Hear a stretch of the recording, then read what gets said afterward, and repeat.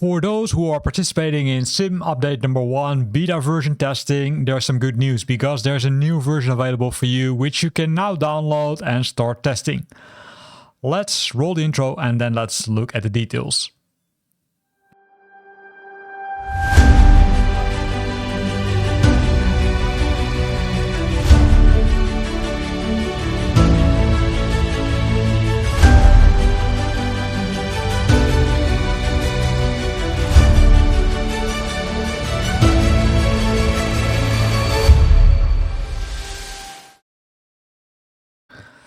So the first thing, of course, which is rather important, is to which version will be bumped up. Well, that's version 1.3.10.0.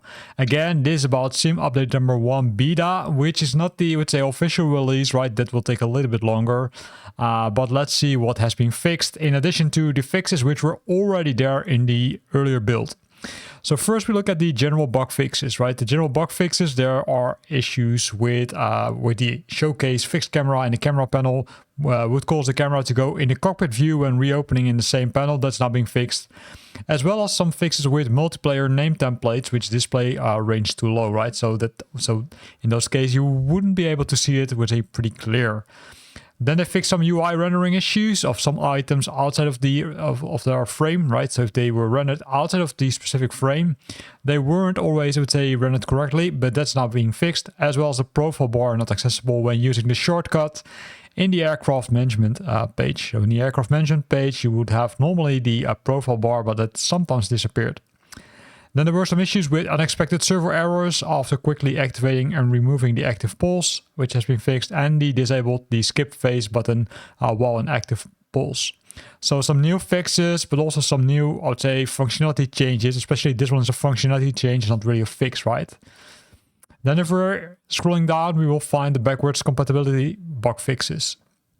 First of all, there were issues with the Flight Simulator 2020 planes, exterior lights bleeding into cockpit when displayed in Flight Simulator 2024, that has been fixed, as well as there's a fix for the marketplace where they fixed the buying content which is already in the community, preventing from disabling said content, or that content likely is what it should be, right? So this one again, right, the marketplace isn't officially open, but I would say I do expect it will open up soon. Then some fix for the training. They fixed an issue where a player couldn't pass the look around objective in the pre-flight training. That was the look around objective. That's more like, okay, hey, if I'm correct, walking around the aircraft and then jumping into the aircraft. And then there are a ton of fixes for aircrafts. First of all, there's the Boeing 737 MAX 8. They fixed several things and they also removed some stuff. So they fixed the CLB derate logic to be in accordance with the FCOM. There were some issues with that. And the climb number 1 and 2 derate modes now revert to climb when the derate fades out at high altitude. Right, those are special modes which we likely will discuss in a future video. But for those who are familiar with the Boeing 737, they are probably, known with this, and now it's being fixed, so that's good. Then there's a fix for an issue where the CDU number 2 becomes blank when spawning on the runway, and there was a fix that takeoff speeds were deleted in some cases. And that's, pretty important, right? Especially when you're setting up the aircraft correctly, you want to set up those takeoff speeds. And in this case, when you were spawning on runway, which would mean that you would start on runway, they were sometimes deleted, which would, result in that you need to reset up the things, which you don't want to do on the runway, right? Then they fixed the ident page navigation database rate dates, as well as they added the landing altitude flag and on the PFD and improved the landing altitude logic. So some more, accuracy in the systems for the landing altitude flag.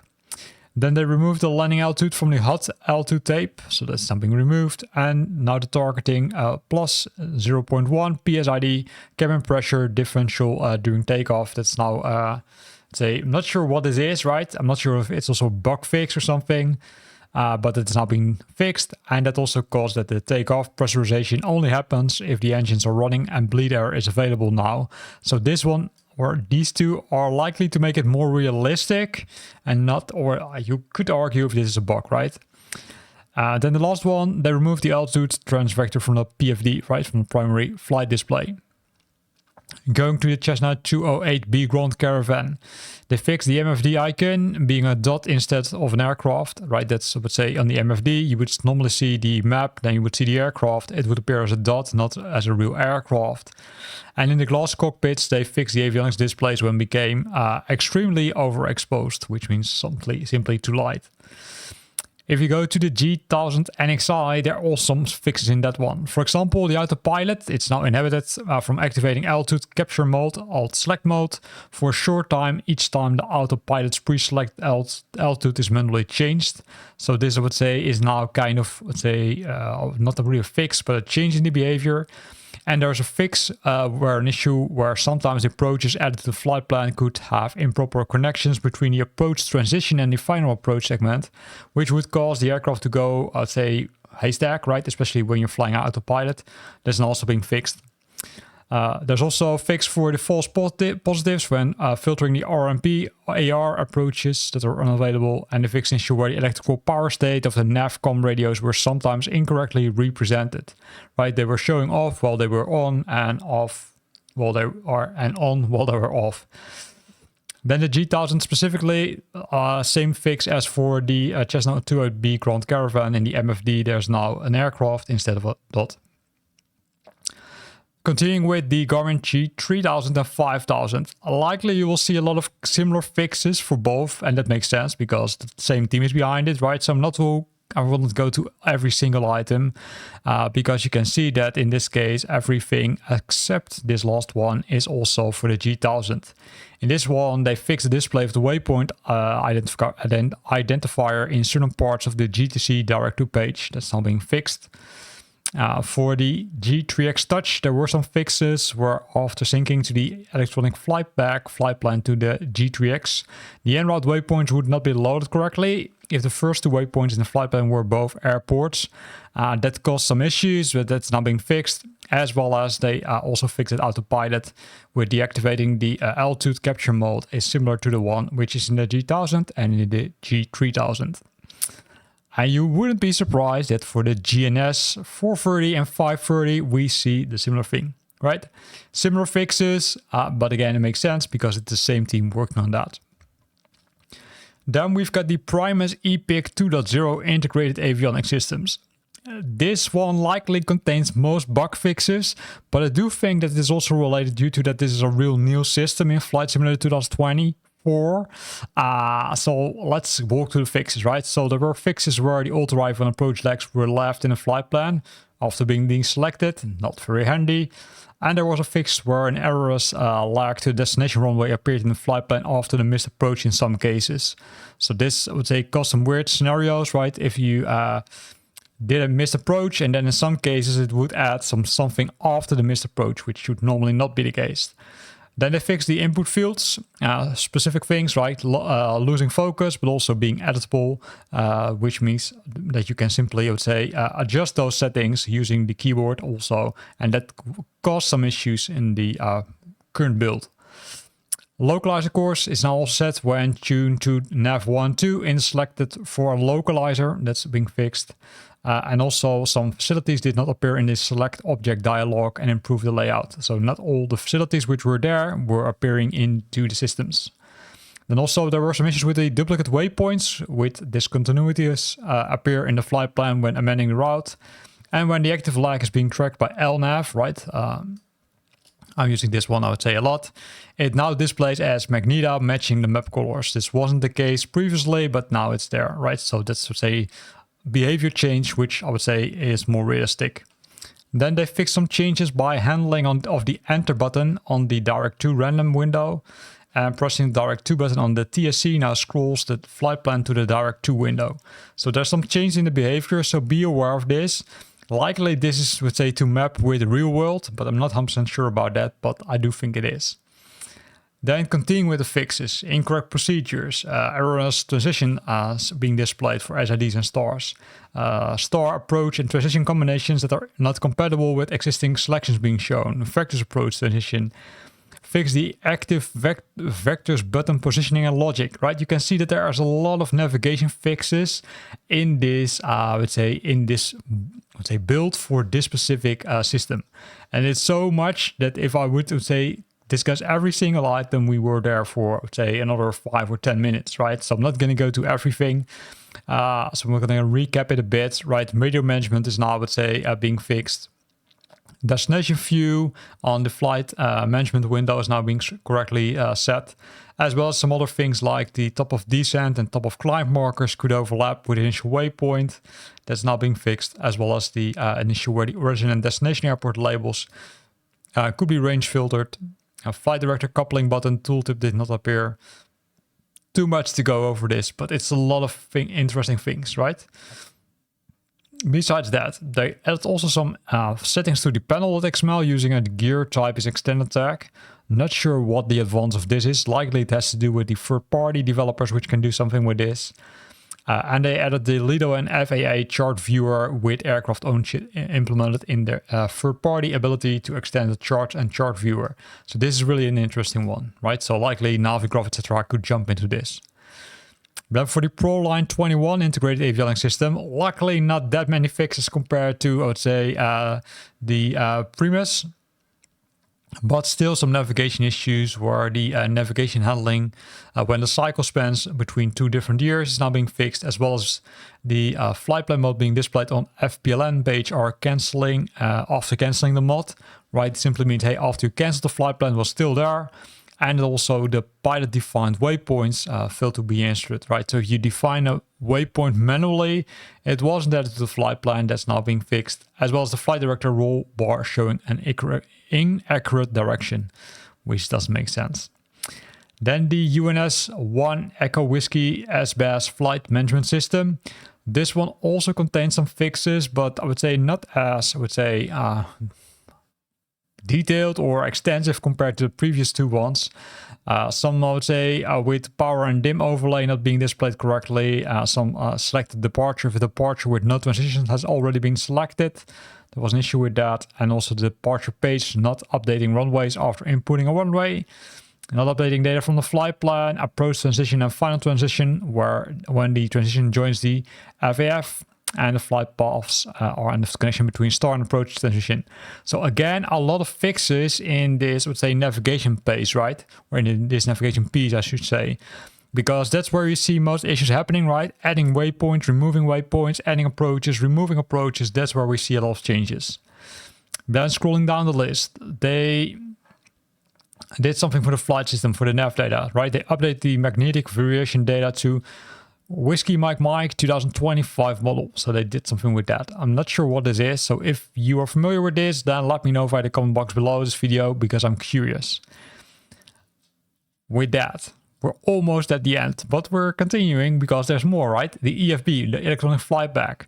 Multiple fixes in the planner app. For example, it would drop waypoint names, ICAO and or altitude from custom waypoints. But also they fixed some issues where the add waypoint button could become invisible on the route page in the planner app. They also fixed an issue when selecting man contingency view in the planner app did not allow the minimal view entry. That's what I also experienced. And they fixed an issue where the previous meter could stay visible when selecting the new airport. Right, so a meter used for weather data. And it does make sense to show the old weather data if you want to select a different airport. Then they changed some shortcuts to the size and rotation of the planner app. Right, when EFB is used in 2D model. And they added the skill line on the planner app map, right? Likely those are connected to each other. Then fixed an issue with the check mark appearing on the hover in procedure selection in the planner app, right? So those selections which you could, or those procedures which you could select, there would be, say, a check mark, but there was some issues with that. And they also fixed an issue where clicking on the info bar would attempt to interact with the map in the planner app, which you definitely didn't want to do. Then the UI feedback, right, to show while chart is loading in the display, so there's now more, I would say, information shown to you as a user of this chart viewer that something is happening, because sometimes it was, I would say, something was happening, but you didn't see it, but that's now being fixed. And they also fixed the incorrect position aircraft icon in chart viewer while in landscape mode, right? So you can change the, let's say, EFB in landscape mode, or you can move to landscape mode. In that case, it wouldn't appear correctly. In addition to that, the chart viewer will now spring chart back into view if moved beyond the view. And they have some issues with the back buttons. added the zoom wheel, mouse zooming wheel in chart view in the planner app, right? So you can use your mouse zooming wheel to zoom into the map, which is cool because previously you needed to click the button, but that's now being fixed. And they also fixed an issue where the runway length was always in meters on the airport information page in the planner app, and they fixed the airport weather tough page in planner app missing hour selector. So that's also been done. Then for online services, they fixed some issues with the all players was multiplayer option not saved when setting to lifetime. And the My Library, they fixed the photogrammetry not being disabled in the game when disabling photogrammetry packages, as well as they fixed some items not sorting correctly when sorting by content size, right? You can now also sort by content size, which didn't work correctly. That's now being fixed.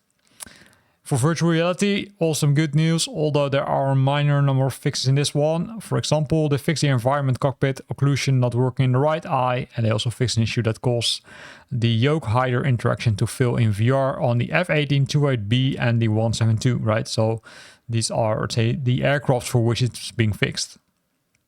And if you're flying with the peripherals, there was some good news because they fixed an issue where the mouse on the Xbox was not working properly.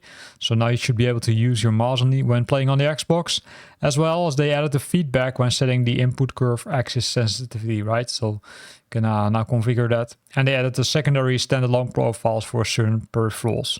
Not sure which peripherals, but I would say likely you will be able to see it easily. And then, of course, we've got a lot of, let's say, fixes for the developers, but as always, we won't go to them, right? So based on this, they fixed a lot of navigation issues and flight planning issues in multiple aircrafts, now, especially those who are using the Primus EPIC 2.0 integrated avionics system. That one has received a large update. The other ones also still contain interesting updates and fixes, but likely not as massive compared to those other ones, right? So pretty cool. From aircraft perspective, the Boeing 737 received most updates. The 28B Grand Caravan, a minimum number of amount, and some general bug fixes, which are, let's say, kind of known. So this is what's included in Sim Update number 1 beta, right? So pretty interesting. Now, besides that, there was also some other interesting news, right? So for that, we need to go to the Flight Simulator 2024 website. So let's do that, or Flight Simulator website, sorry. And look at the other stuff, right? So there's the development update. So the development update, previous week there were, let's say, only a small number of bug fixes, but they now increase the size to the top 96 bug fixes which are there. So that's, let's say, extensive. Besides that, next Wednesday on the 5th of February, there's, I would say, new developer live stream where you can, let's say, send your questions up front, which they will answer. And likely they also will announce something more, maybe about Sim Update number 1, but also maybe something about a new world update. I'm not sure, right? It takes place in Brazil. That's the only thing we know, but likely they will give some more details about that. And to join that one, right, go to twitch.tv/MSFS official, and then you will be able to watch it. So looking at the feedback snapshot, right? So a lot of things will be fixed in Sim Update number 1, right? Or at least partially fixed, as you can see, especially in the PC version. But also some things have moved out to Sim Update number 2, like the FPS VRAM, as well as the non-functioning EFB in the VR mode. And some of them are spread across a world updates or sim updates, right? This one, the flap speeds in multiple aircrafts are low, causing deduction of points in career mode. It's now spread across sim update number 1 and 2. Well, last week it was definitely sim update number 1. Besides that, control axes are not responding. No engine cockpit sounds in multiple 2024 instances in audio mixer that's now being fixed as part of Sim Update number 1. And some of them are still under investigation, right? So I do see some progress here. Some of them are in progress, being fixed, right? So it could still be that those are checked into Sim Update number 1, the official version, but it could also be that they are delayed. But I would say I'm seeing some good progress here. Some of them are already marked as fixed, right? So that's also good. Live server side, right? So this would say something on the server side which has been fixed. So this page would say I'm already seeing some positive impact. Then if we continue with the next item list, you can see that also this one contains a lot of fixes which will be there for sim update number 1, but also some have been delayed to sim update number 2. But the list of items which are under investigation also decreases, right? So the LOD blur textures is now under investigation. Can't start a flight, just getting a loading circle when clicking start flight, also under investigation, and some other things also. But I do see some progress here also. So that were items 25 or up to 25, right? So then from 25 to 38, you can also see that they're really making work of it, right? So I do think that they chose to give more, let's say, clarity on what they're working on, what they fixed, because this list gives some more details about what they're working on and what you can expect to be fixed in sim update number 1 and 2, or if some things are still under investigation. And to be honest, if I look at these lists, I would say the number of items under investigation, I would say is low, but from items 48 up till 69, you can see that a lot of these items are still under investigation, right? So don't expect a fix soon from these. So if you experience one of those issues, then make sure that you're registering those bugs into the forums from Flight Simulator 2024, and also add the steps how you can reproduce it, because that helps the team, let's say, fixing those issues. Then the same thing is applicable to the next list, right? Here you can see some more items are being fixed, especially I would say probably the people who are using the Tobii eye tracker, they will be happy with this. But the bad thing is that they need to wait for sim update number 2. Also some other things like the no heavy cargo missions are not available, right? This limits you into the career mode. So hopefully this will fix this one soon, and other things which are really nice. Then the lower we go, the more things will be in investigation, right? Because you can see that the wish list, which is different compared to the bug list, has a lot of these items which are under investigation. And the reason for that is that it will likely, I would say, those are new features being requested, right? Or enhancements being requested. But those are different compared to bug fixes where you really are being, I would say, sometimes kind of limited on playing the game. Well, this one is simply nice to have in some cases. But in some cases, I would say it would be really great if they can add it, right? So nothing changed on this map, but if we look at the bug fixes, there's a lot of new content here and also some good progress, which we can see from this list.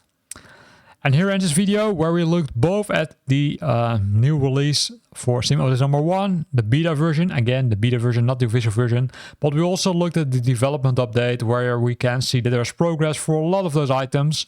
In some cases they will be available in short term, on some cases they are, say, available in the next sim update, and in some cases those are still under investigation. But let's hope they will find the root cause of these issues. Here ends the video. I hope you liked it. If you liked it, then consider to use the like button. And of course, I hope to see you back next time for my next video.